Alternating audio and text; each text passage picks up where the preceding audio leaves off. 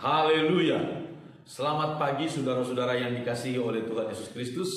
Kembali kita akan merenungkan firman Tuhan melalui video sesudah kurang lebih 2 minggu saudara-saudara kami tidak merekam renungan firman Tuhan karena kami baru pulang dari perjalanan ke Sumatera Utara.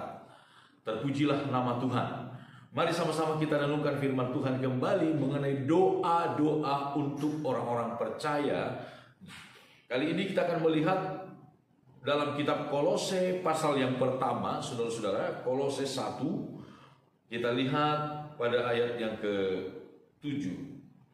Semuanya itu telah kami ketahui dari Epafras, kawan pelayan yang kami kasihi, yang bagi kamu adalah pelayan Kristus yang setia.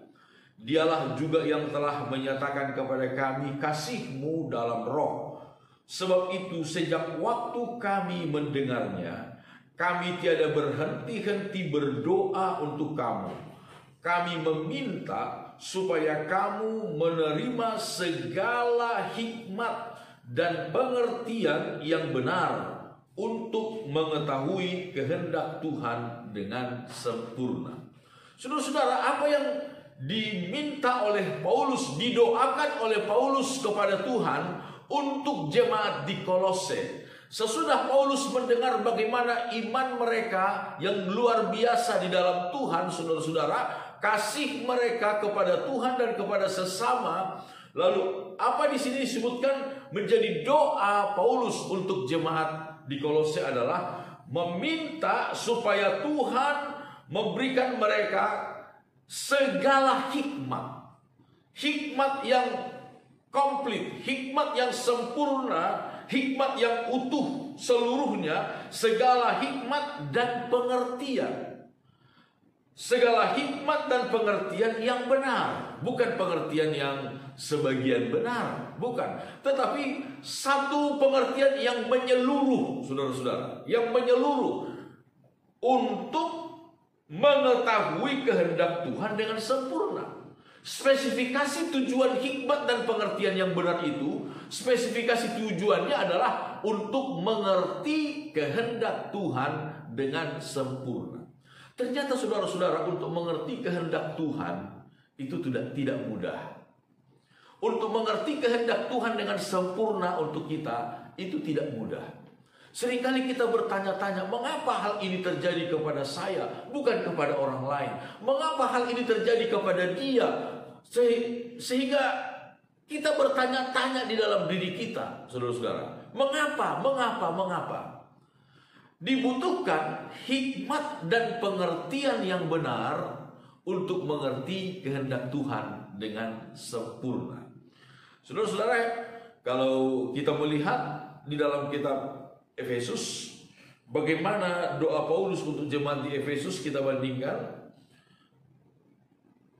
pada ayat yang ke-17, ayat 16, Efesus 1 ayat 16, aku pun tiada berhenti mengucap syukur karena kamu, dan aku selalu mengingat kamu dalam doaku, dan meminta kepada Allah Tuhan kita Yesus Kristus, yaitu Bapa yang mulia itu, supaya ia memberikan kepadamu roh hikmat dan wahyu untuk mengenal dia dengan benar.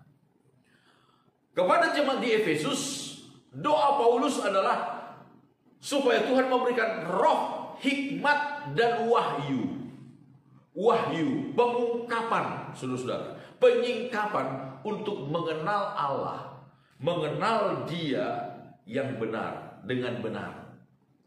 Sedangkan untuk jemaat di Kolose, spesifikasi tujuan daripada segala hikmat dan pengertian yang benar itu adalah untuk mengetahui apa yang menjadi kehendak Tuhan. Kehendak Tuhan dengan sempurna, kehendak Tuhan dengan seutuh-utuhnya. Kalau kita mengerti kehendak Tuhan dalam hidup kita, saudara-saudara, apapun yang akan terjadi, yang Tuhan izinkan terjadi dalam hidup kita, kita akan menerimanya dengan sukacita. Kepada jemaat di Roma, Paulus kemudian berkata demikian. Bagaimana kita untuk mengerti kehendak Tuhan itu? Roma pasal yang ke-12 ayat 2. Roma 12 ayat 2. janganlah kamu menjadi serupa dengan dunia ini, tetapi berubahlah oleh pembaharuan budimu, sehingga kamu dapat membedakan manakah kehendak Allah, apa yang baik, yang berkenan kepada Allah, dan yang sempurna. Saudara-saudara, bagaimana kita dapat mengerti kehendak Tuhan dengan sempurna? Kita juga harus berubah. Berubah dalam pembaharuan budi, oleh pembaharuan budi. Berubah dari dalam hidup kita, saudara-saudara. Dari dalam diri kita. Bukan perubahan yang hanya dibuat-buat, saudara-saudara. Bukan. Tetapi satu perubahan yang benar-benar berasal dari dalam diri kita. Kita tampilkan keluar. Kalau hanya di luar saja berubah, di dalam tidak berubah, saudara-saudara, itu hanya sementara saja, itu hanya sandiwara saja.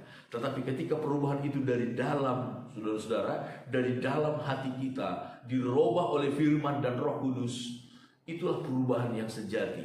Dan firman Tuhan berkata, ketika kita mengalaminya, kita akan mengerti kehendak Tuhan yang baik, yang berkenan kepada Allah, dan yang sempurna.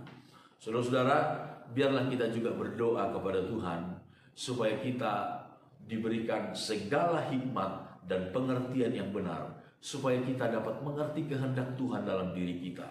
Ketika kita mengerti kehendak Tuhan yang benar, yang sesungguh-sungguhnya di dalam diri kita, maka kita akan tetap dapat bersyukur kepada Tuhan, memandang kasih dan kuasa Tuhan di dalam kehidupan kita.